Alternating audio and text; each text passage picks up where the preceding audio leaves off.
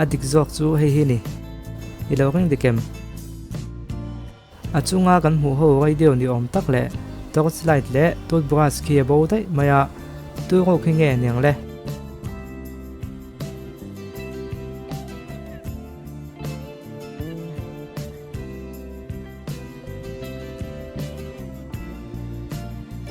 ba khi chuan torchlight am mo don lova a chan chu thimji nga anom 20 kan khriat kha satel khian alema khian ha nei me lova chu wangin toothbrush am mo don lo ti chu chiang bokani ti chuan thil ko tu chu vok khi ni tukver chung bertang khian mi pakhat azuang thla detective localin tukver tin chu ahong le veka lunga bom thlachin vek bokani ti chuan le detective chuan ama zuang thla ani haulo tha nei ti khata ni engtin nge chu chu a khriat mai theile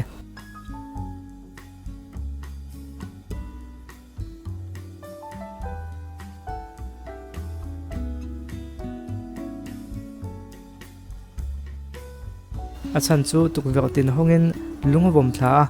om zia chu tukvertin kha ain khar vek tina nia zuang thata sa chu tukver pakhat tal kha ain hong tur ani tukver khar le thlap tu kha an oma tha ani tina ni en wangwang la khoilai silai mu khinge lut ma saberang le i khathayam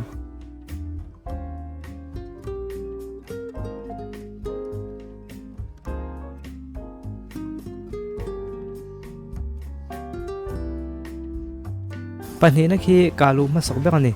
achan chu akhi khi en wangwang la pakhat na le pathum na tanga akhi kal zel khi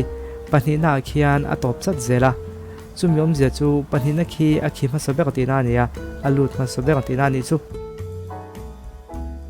helaya hian he nu thri hi abode maya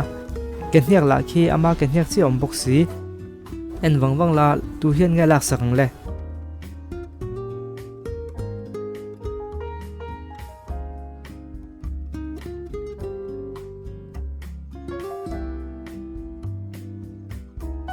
ngakwai keng pa khian alak sakani achan chu a ngakwai mang khian avala mai theidon ani ole tuna hian min thalak edit an lo thiam sia kan en lokanga khoi hinge edit chop le atak tak jok ti kha ering dik theingem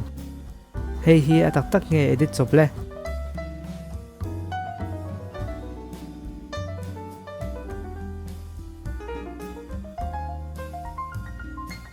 edit chop mai mai ni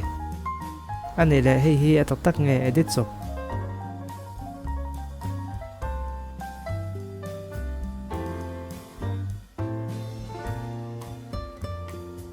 hei hi chu atak tak ani anti te tat mai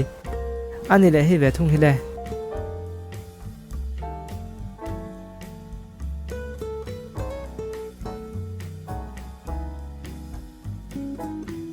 hei po hi edit chop mai mai ni ani le hei hi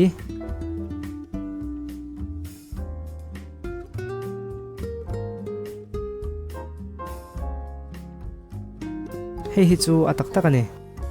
hei hi atak tak nge edit chop le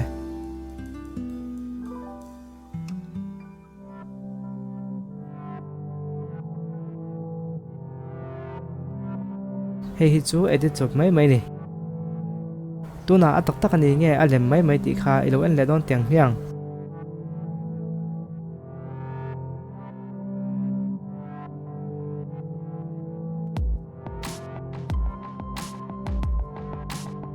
ama cái tiệm đây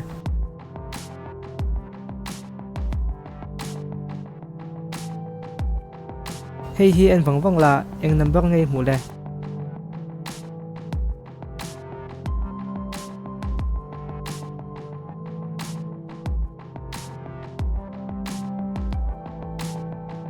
pali ani imu thiam em ani le heta hian eng number ngay mu ve le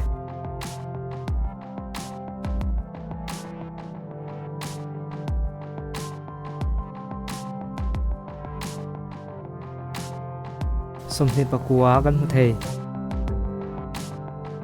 ani le heta ve thung hian le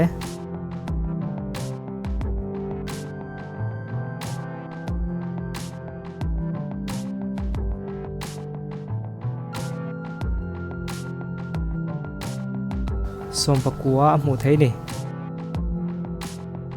heta hian le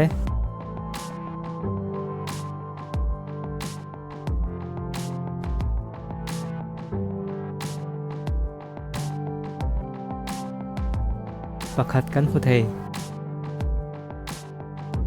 heta hian number an zat ngei hmu thei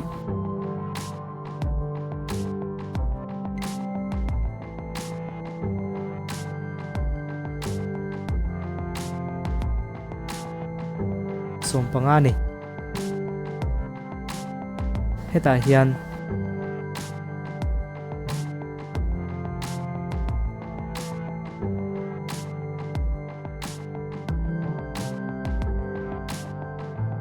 pahnih kan hmu thei ani le heta hian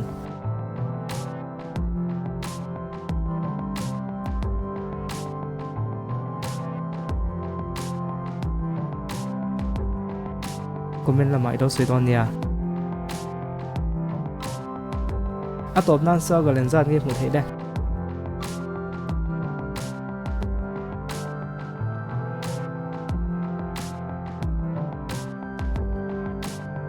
ole enang o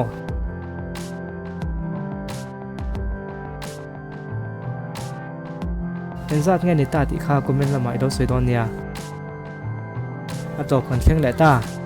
mi heti zo zai ni no en le ta ka wangin ka valom em in len du phat chuan adang po kan ron la ti zel don nia